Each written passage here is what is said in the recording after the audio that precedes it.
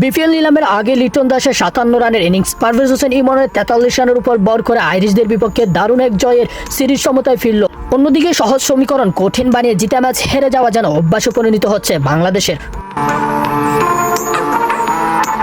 যারা রেগুলার সুযোগ পায় তারা হচ্ছেন ব্যর্থ, অথচ নিয়মিত সুযোগ না পেয়েও ফিরে এসে দারুণ ইনিংস খেলেছেন মোহাম্মদ সাইফুদ্দিন।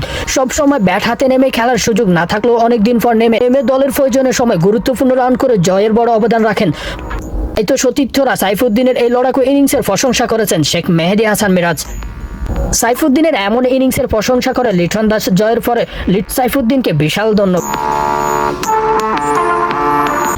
১৭১ রানের লক্ষ্যে ব্যাটিংয়ে নেমে উড়ন্ত সূচনা পায় বাংলাদেশ। তবে দলীয় ২৬ রানের মাথায় opener Tanzid Hasan Tamim run out হয়ে ফিরলে প্রথম ধাক্কা খায় বাংলাদেশ।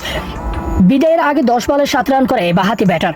এরপর দ্বিতীয় উইকেটে ৬০ রানের জুটি গড়েন পারভেজ হোসেন ইমন ও লিটন কুমার দাস। দারুণ ব্যাটিংয়ে হাফ সেঞ্চুরি আভাস দেওয়ার ইমন ১০তম ওভারে ক্যাচ দিয়ে ২৮ বলে ৫ চার ও ২ ছক্কায় ৪৩ রান করে ফিরে যান। এরপর সাইফ হাসানকে নিয়ে আরও ৫২ রান যোগ করেন লিটন, অর্ধশত তুলে নিলেন, আউট হলেন ৫৭ রানের ইনিংস খেলে। সাইফও ফিরে গেলেন ২২ রানে। আগের ম্যাচে লড়াকু ৮৩ রানের ইনিংস খেলা তাহুদ হৃদয় এদিন সেটিং হতে পারেননি। তাহুদ ৬ রান করে ফিরে। জাকির আলী অনেকের ব্যর্থতায় সোহান সুযোগ পেয়েছেন, তবে সেটাকে কাজে লাগাতে পারেননি। ৫ রান করে ফিরলে বাড়ে বাংলাদেশের উপর চাপ। সেই সব সামলে দেন মোহাম্মদ সাইফুদ্দিন। শেখ মেহেদীকে সঙ্গে নিয়ে ঠান্ডা মাথা ম্যাচ জয় বের করে নেন।